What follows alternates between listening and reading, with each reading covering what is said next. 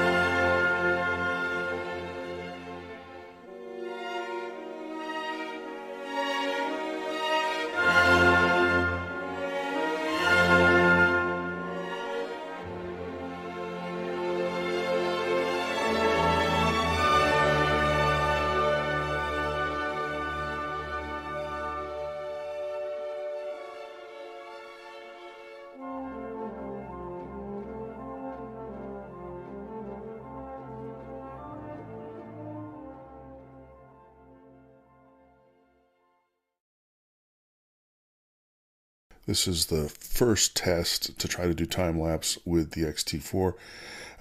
There's the parameters. We're going 300 times. Speed up, these are JPEG frames.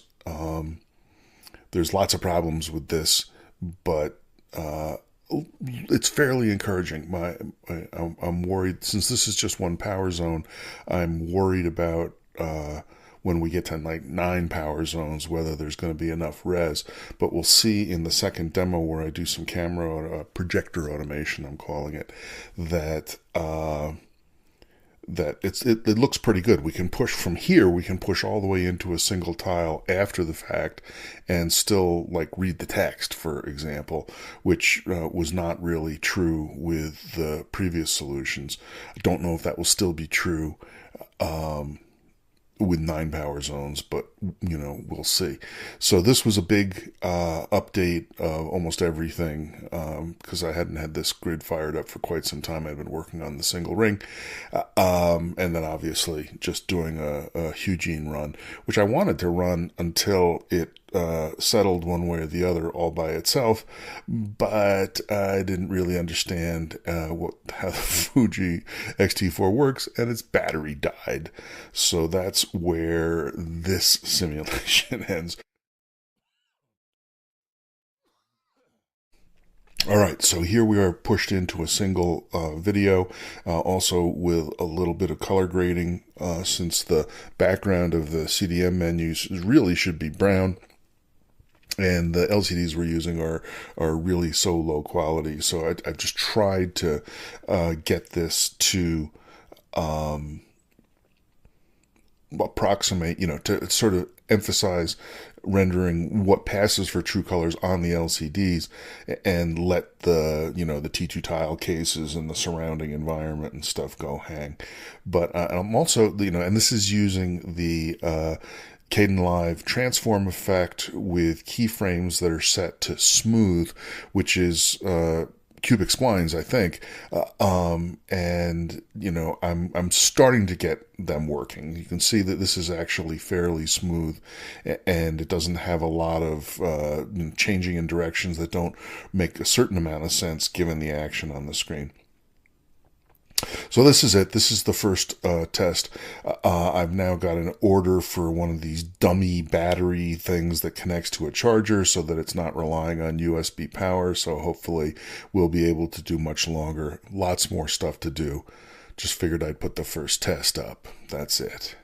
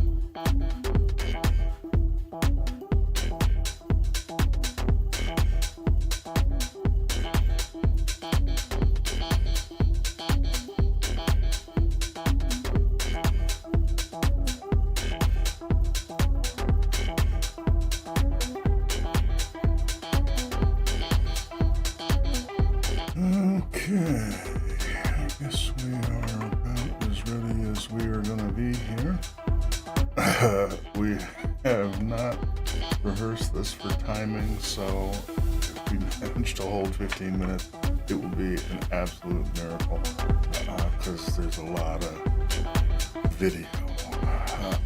We should see.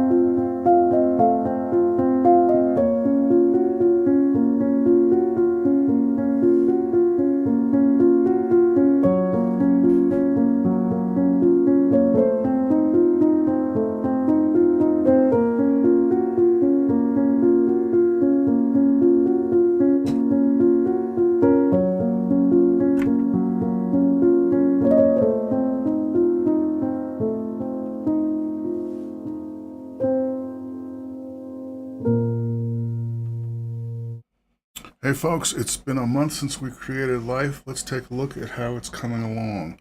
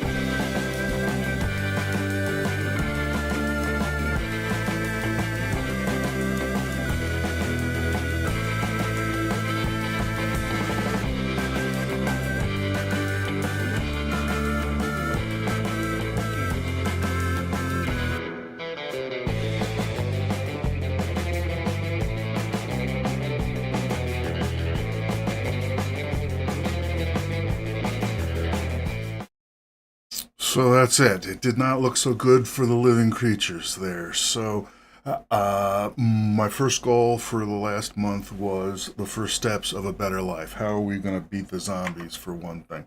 Why are we not advancing? Okay. So it becomes a little philosophical. What is a zombie? Because, basically, if it hasn't got the code, if it hasn't got the ancestor code running in it, we want to get rid of it. But even if it does have the ancestor code in it, if it's messed up somehow so that it can't actually do something, we want to get rid of it also. So I ended up making up these productivity measures, which feels very top down and not in the spirit of bottom up and emergent and all that stuff. But hey, you want to get things done. You don't want a lot of zombies hanging around. So at this point, there are now two watchdog timers inside every diamond grid. One that's reset. We feed the watchdog when we actually try to execute an instruction. So that means at least we have a diamond sequencer, and the diamond sequencer still has some code in it. Then there's a much slower watchdog that we feed much more rarely that says, have we actually moved? And if either of those go off, we kill the thing, we declare it's a zombie. We'll look at another example of that a little bit below. Also, for a better life, one of the big problems was that we had the code kept getting chopped by the cell division, which has been completely redone. But in particular, now there's a programmable lockdown feature that is part of the ancestor code. We can say, is the loop, whatever loop we're dealing with, is it free to reorganize itself and grow and shrink and all that sort of thing, or is it locked down?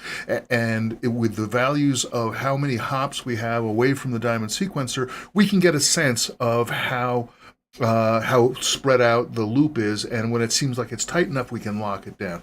So here's a little example. So this is the way it used to be. This thing is flopping all over the place. It's a little bit hard to tell because the color changing. So there. It doesn't die immediately. It doesn't die until the thing grows, but the corner was clipped, and that's why it became a zombie. So here, the same thing happens. In the beginning, it can flop all over the place because it needs to grow, but now it's been locked down. So this shape, what a little raggedy thing, whatever it is, can no longer change. Things can move along it, but the shape doesn't change, and we have much better chance of getting through cell division successfully. So that's been a big help. This, by the same token, the fact that we have to compress the ancestor code down as small as possible so it's not near the cell boundaries during cell division was like, I looked into DNA. You know this about DNA? Like a human cell is like 1,000th of a millimeter, but if you took the DNA in a single cell and stretched it out, it's like 2 meters long. It's completely ridiculous. It's billions and billions of bases, and the best that I could possibly hope to do is maybe thousands of bits in this model, because it's a very shallow model. Each atom is 96. This has got 26 atoms in this loop. This has got 24. But I did a giant refactoring so that now we can have up to two codons in each pocket. So if you follow through here, there's one codon in each pocket all the way around. This one, sometimes it's one, there's two, there's two, and so forth. So potentially we can double the density, although that doesn't work out that well because you need to have slack in the system. This has helped a ton. Put it together with lockdown, and we've got much more reliable living. The first steps of a better life. So, in particular, now what happens? How do we do with the zombies now? So, Ancestor 14234 version 4 version 34 is running at the moment with the double density code, the lockdown, the auto zombie kill watchdogs, and a couple of more things I don't even have time to talk about. I'll talk about intercellular goo next time. So let's just take a quick little look at some of that going.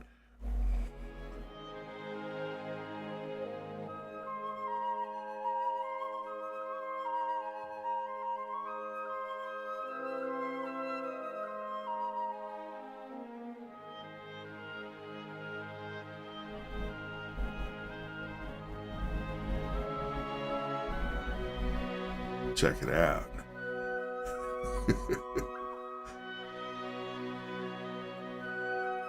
Those are barcodes. Zombie auto kill, yes, nice. Those are barcodes representing the parent's lineage that led up to the moment of either death or reproduction.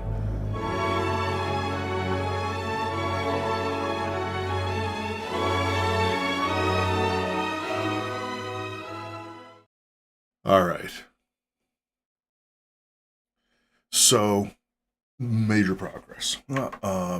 And okay, second point, that even with the double density, and I've also been developing new code strategies to reduce the number of bits per instruction to make it possible to put more instructions in a given atom.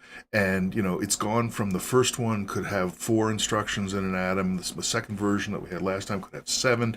Now we're up to ones that we can have 11 instructions in them. And it's a straight trade-off. We're just doing less bits per instruction, so we have to pick which instructions we think are most important to put into this particular coding. But put all that together, we're still going to need more space. So, here we go. I want to try to build Lotus 4, expanding the ballroom floor after the dancing has already started. So I cheated a little bit by putting in the hanger straps here before the run started. So even if this succeeds, which it can't. There's just so much to go wrong. All right, we have 2 fans. It's time to put in the hooks, what they look like.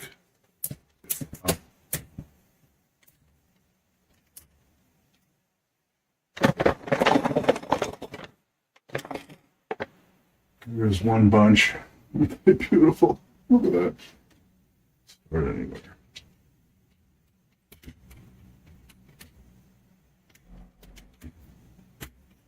All right. Data only. All right. One of them was pretty easy. There's 2 parts I'm worried about this. This is one. The other part is the big software update. So that is the Frontier standard intertile connectors.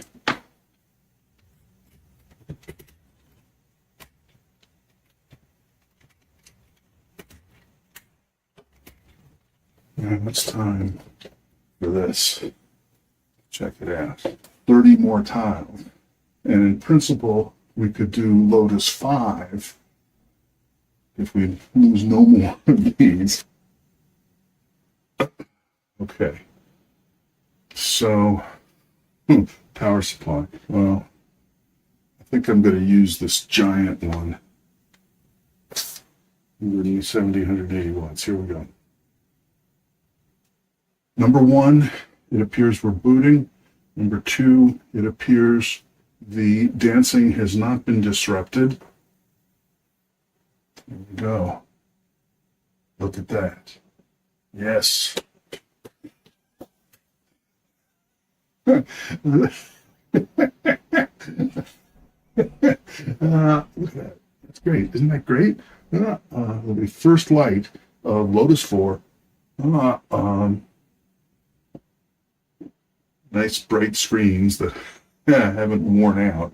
And this is amazing. This is better than I was ready to hope for. Uh-oh. Touchscreen is not working on the center tile of the Lotus. Always something. Actually, let's power this guy on first. There we go. All right, so basically, that's it.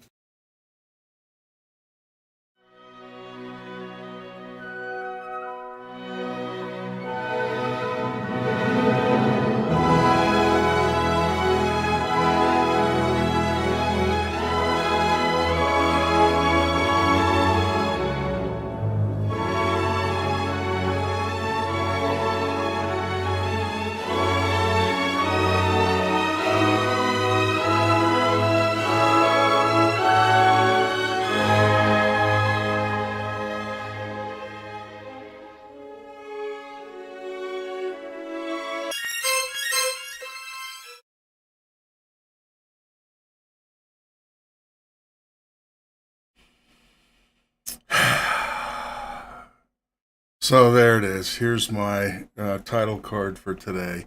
My effort to build out the ballroom floor. My second attempt at building out the ballroom floor while the dancing has already started has failed again.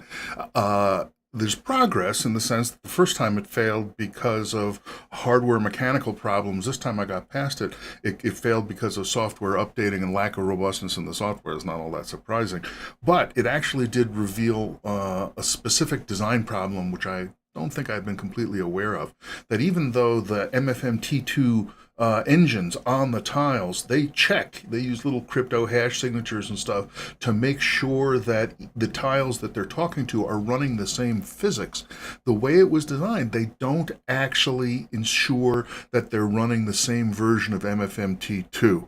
And, I may have thought that was a good idea at the time, but now I think it's a bad idea. And in particular, what it meant could happen was that it could start up, and if it managed to get the new physics for a 14234, then it would just start going ahead and just start talking to the other tiles, even though it was running a completely different and like 2 years older version of MFM, and it got into all kinds of troubles. And so I'm not at all surprised that we ended up wiping out the dancers again. But that's it. We now have 76 tiles on the board. That's 4 lotuses, 4 times 19. I'm going to live with that for a while. I'm getting worried about power capability in the room, and we'll see. Finally, a multicellular menagerie. That is what I've decided to focus on for the next 6 months. It's a half-year goal. And the idea is, originally I was thinking, oh, let's make cells that make a multicellular organism, and they drive a car, or I don't know what, something that actually got off of the grid out into the real world. And I still want to do that, but it's going to take time to get there. We have to earn our way there. That is the bottom up spirit. That is the bottom up fact of life, that you cannot design these things just in your head and expect to get all the interactions right. I don't care how smart you are. You can do theory, but theory is easy compared to all of these inherent trade-offs where there is no perfect solution, and you have to say, how can I sort of slalom between these good, bad, and otherwise decision points? So my goal is, in a month by month, each month I want to have a new kind of creature, a new little multicellular creature to add to the multicellular menagerie that demonstrates some particular feature. So next time in 3137, somatic cells. So right now, all the cells that we see are germline cells. They all contain the ancestor code. They're all capable of dividing. It's time to figure out ways to peel off a little bit of code and say, okay, this is your controller. You're just a skin cell, a hand cell, a body cell, a tail, who knows? And you get a little snippet of the code, which normally you would. Doesn't matter how you. We're out of time. Oh no. So that's the plan. Also, the first book published, and have lots of fun. And thanks so much for stopping by. I hope to see you in a month.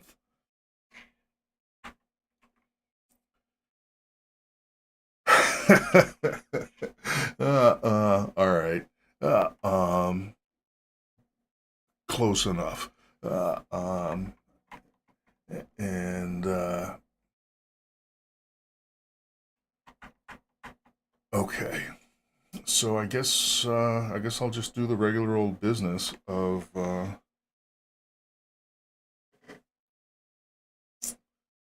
getting the recoding, getting the rendering done, getting the rendering started, and then we'll come back and see if anybody's around to chat or whatever.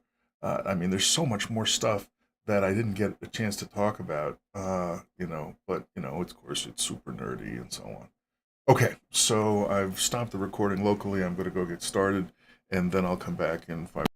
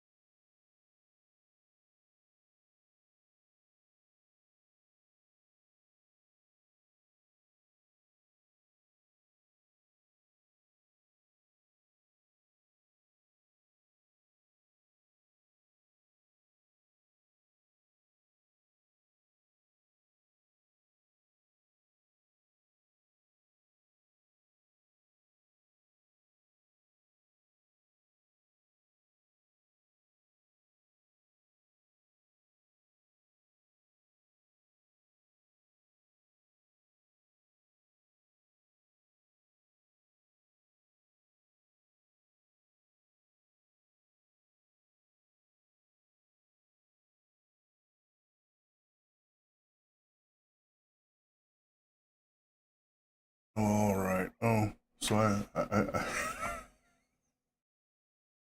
so I didn't go back to the waiting room, right? So we got to silently stare at me clicking and a clicking. Sorry about that. Well, whatever. Uh, um, and oh, hey Andrew. Uh, um.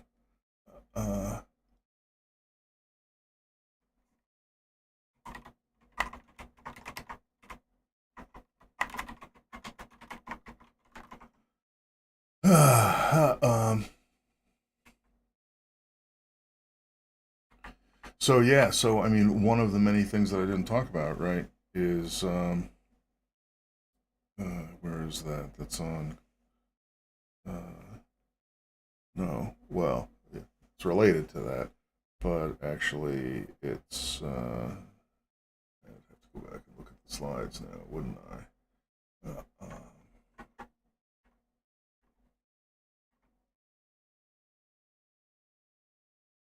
T2. Oh yeah. So let's take another look at this. Uh, um, Though maybe we don't need the sound.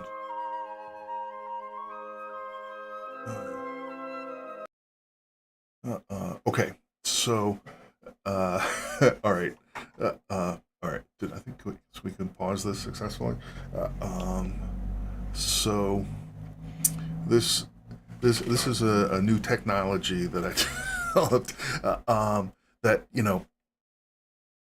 I was getting these weird behaviors when I was first trying to get the stuff going before T minus zero. That sometimes one of them would work and the other one typically wasn't. And the left daughter was having a much more trouble having a successful reproduction than the right daughter, and that's still a little bit true, but it's much more balanced out since double density and lockdown.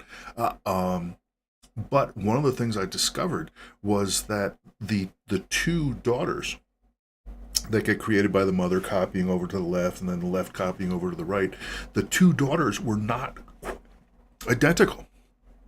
They both functioned, but it turned out their diamond sequencers were like mirror images of each other. So the parts that they really cared about were both the same, but the two sides that they didn't exactly care about were flipped. The left and the right were opposite. And I was like, ah, ha, ha, go fix it. But then I thought, well, maybe I could use it instead. And so that's what I did. So now there's at the beginning of the ancestor code, we don't have a script slide for it. Um, it looks at the diamond sequencer when it wakes up in the world. It looks at the diamond sequencer and says, "Are you red green or are you green red?" Like that, and whichever it is, it records it and stores it in the germline. There's a little array called M lineage where it keeps track of when I started reproducing, the diamond sequencer was red green this way or red green that way. And that means, in the normal course of things, that it's either a right daughter or a left daughter. And it can tell based on the chirality, based on the way the diamond sequencer is laid out. So, what this does, this is a report of the family tree. And so, in this case, so it's a little start code. In this case, it's a big black bar and a stop code, and the wide black bar means it's a right daughter that led to this, which makes sense because the left daughter was over here. Uh, um, and if we there, okay. So we got the same thing, the start code, and then a wide white bar. That means it was a left daughter. But as we go on, that lineage grows. And wait for the next one. All right. Well, okay. So there is a left daughter of a right daughter of the ancestor, and this one up here was probably the right daughter of a right daughter of an ancestor, and so on. And it's got room for 8 generations, so the barcodes get bigger and bigger and bigger until it runs out of room, and then it starts dropping the oldest. If you can't figure out from 8 generations, then that's your problem. The other thing about this is that, this is happening outside the cell. So these are based on a thing that I made up called poppers. That it's hard to see because it happens really quickly. Oh, actually, this thing is happening at here. This little going up and going over like that is a yet another construction arm that goes up and writes the barcode information in the unused area of the north quadrant of the cell. And that stuff just sits there getting pushed around, shifted around completely passively as the grid moves. And then when it discovers that the grid is no longer there, it pops and it fills up a 3 by 3 square, and it knows where it was the last time it was in the pocket, so it knows what offset to use. So in fact, it does a pretty good job of actually aligning them. And compared to the square, the wavy square guys that we had before, um, the the poppers do a much better job. And in fact, this is only a split because it's across tiles like that. Sometimes they get messed up. But anyway, so writing persistent change on the germline and making a human readable or a human scale messaging via, and this is, it's not a real barcode because I don't have enough res to do even the simplest code bar thing from the 60s or 70s. But I'm happy with this. So now we've got barcodes popping all over the place, and the barcodes are totally real. Like they block that. It's not like they're floating somewhere. They're right there. So when the barcodes are there, the cells are blocked from them. They get contact warnings from the barcodes and so on and so forth. But the barcodes are designed to time out and erase themselves, once the thing goes. So that was a lot of fun. And the intercellular goo, yeah, I was talking about that with Andrew in the Discord a couple of weeks ago. To do multicellularity, one of the things that you really got to be able to do is know who's out there. So you've got cells that are near other cells. We want more information than just is there a contact warning. We want to know, number one, is something approaching from much further away than just what the membrane itself can feel, which is only, again, event window 4. So the intercellular goo goes between cells, and it gets spawned whenever a cell sees something that's too close. It's got a shot of creating goo, but then the goo perpetuates itself as long as there's 2 cells that are within a certain distance of each other. So in fact, there's a bunch of stuff where you can see them kind of looking like they're locked up, but they're not completely, because then they rattle around a little bit. That's the goo work, and that eventually it kind of evaporates away, and then they can move a little bit, and then they get too close, and more goo gets spawned, and so forth. So all of this is what led me to be thinking that small steps like that, rather than say, okay, now I need a neuron, now I need a neural spike coding, or whatever it is. That the next step is to figure out how to do basic things with the diamond cells. How to make bigger ones, how to make smaller ones. I want to make ones that can change their size, not just grow, and pop, but stay small and be able to hog space when it's available, and then give it back for a mother or whatever. And that just keeps in the pattern, the building bottom up. That we learn how to these things, and it was one of these funny things, right? I got this from Dan Dennett, who was talking about it as a surprising thing, that neurons can actually move. They are, have a history of being, typical mobile cells, and they can grow and follow gradients and all that stuff. They mostly choose not to because they have a good gig most of the time. But they have all of that evolutionary history below them. So that's what we're starting to build up over the next 6 months for the multi-generational, the multicellular menagerie. So we'll see. What do you think?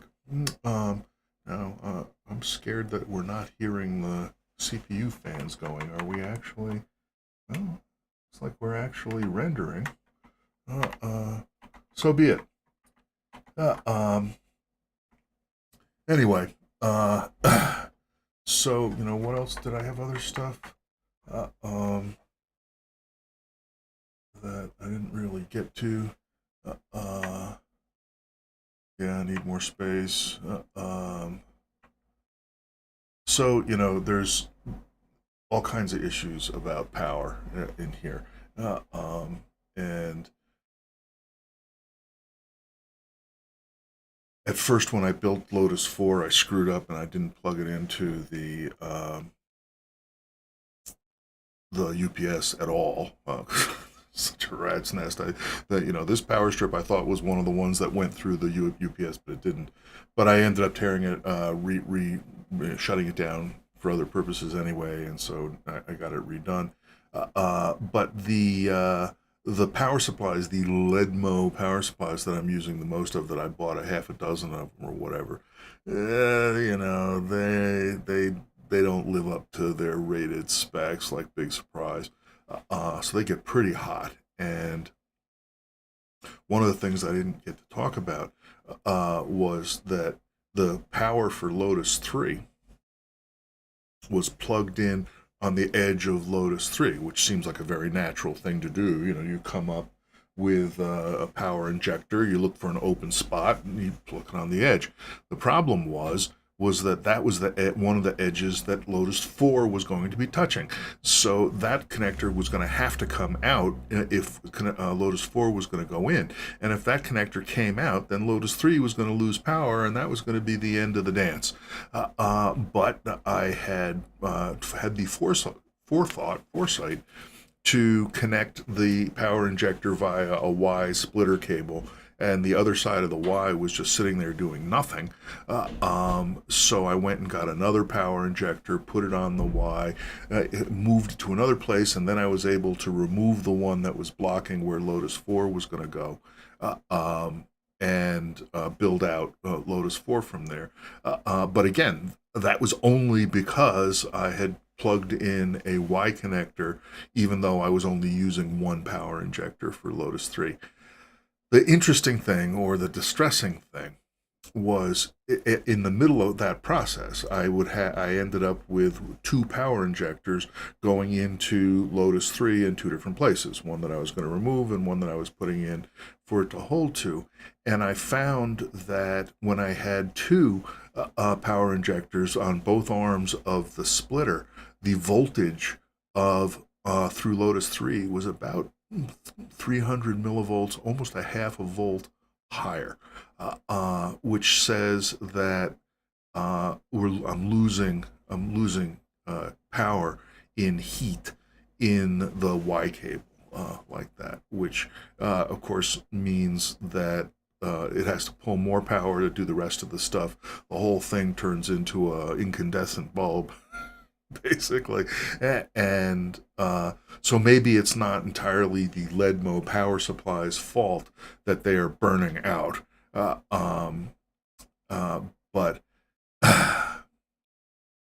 I mean, basically, my rule should be, I should really, number one, always use a splitter, and number two, use a good splitter. I mean, I got ones that were terrible. The individual arms had like 3 pieces of copper in them or something.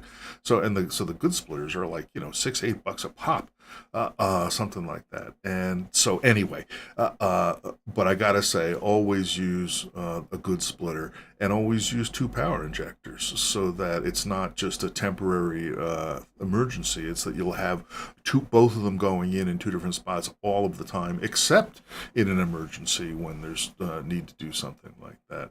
So that's on the list. I also had two LCD panels that decided to fritz intermittently. They just went to white screen, and I made up some video, but I decided not to show it to you because I was determined to keep it to 15 minutes. So we're having a few little hardware failures, just to keep us honest, just to keep us remembering, yeah, this is a real physical thing. This is not a hypothetical. This is not a simulator. It's actual stuff made out of matter that's soaking up heat and soaking up energy and generating heat. So that's what I can think of. I don't know if there's really much else in my Stream Deck is starting to become intermittent. So frustrating. You push the button and it doesn't switch.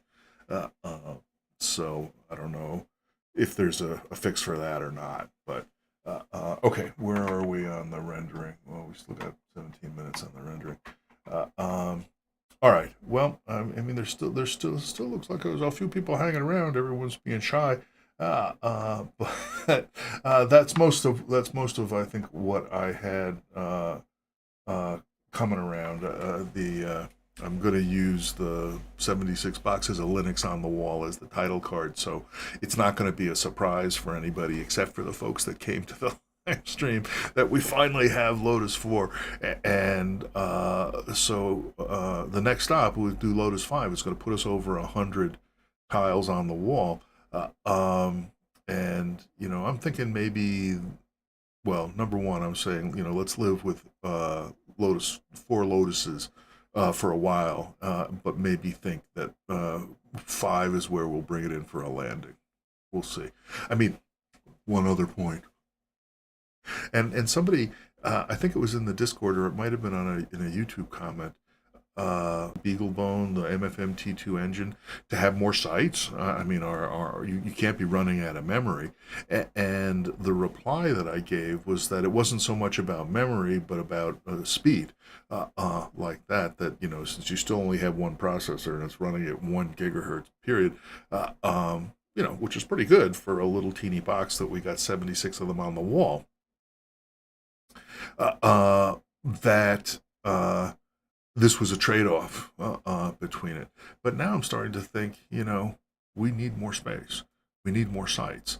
If I'm, to go multicellular with cells that are up to radius 18, which is what these things are, where 18 is measured in, units of 3 sites, because it's built on hard cell 3. So one hop is actually 3 sites. So 18 hops is 18 times 3, 50 something. And so I'm thinking maybe it's going to be a huge pain in the butt, but maybe that's what the monthly cadence is good for. About right now, what we see on these LCDs, that is the individual sites are drawn in 10 by 10 pixel slots. And I did actually do some design and counting and so forth way back when for 8 by 8 sites. But eventually I went with 10 by 10 because I wanted to have a little bit more detail and have like a circle that kind of looked something like a circle. But now, as I'm saying, we're going back to pockets, we're going back to cells, we're getting further and further away, and we're caring less and less about those smaller levels. Every time we put another layer on, now we want those lower levels to be a little more discrete and have all the screen real estate going to the stuff we care about now. And what we're caring about now is having lots of sites. So I may do that as well. So going from 10 pixels by 10 to 8 by 8 is, some 25% boost or something. Squared, like that. So, every little bit is going to help. This project has not been about trying to do this stuff efficiently at all, but this is the creed: as efficient as necessary. So if we are going to go to the next level, if we're going to go to the multicellular level, that's kind of driving a little bit of necessity. So we'll see. And with that, I will let us go. Aha. And there is finally the CPU fan kicking in. So again, folks, thanks so much for checking in, and I will see you on the Discord. We've had several new folks showing up, and I didn't even talk about the fun time we had with making the front page of Hacker News early in January, and that was educational. I think it went okay, and the T-0 got a ton of views. A lot of them were pretty short, but it got a ton of views. So that felt like a fractal microscopic micro tipping point. There isn't one big one. If there is one big one, you only know it in hindsight. So if you're trying to say, "Ooh, is this it?" all you can say is, "This is a little micro tipping point." It was nice, and there were folks who started out not getting it and ended up kind of maybe getting it a little bit. So that was good, and I don't know. Perhaps somebody from the Hacker News thing is here right now. It could happen, or they will check in on the videos later and so forth. So that's it. And I will see everybody in March. Also, that's going to be the deadline for the A-Life paper. So I'm trying to make myself say, the Ancestor 14234, the one that's running now, is going to be the one described in the paper. But we'll see if I manage to stick to that. If I come up with new improvements and cool things like that. We'll see. Okay, that's it. I will type something here. Thanks, folks. And see y'all in a month. Let's see y'all at the Discord.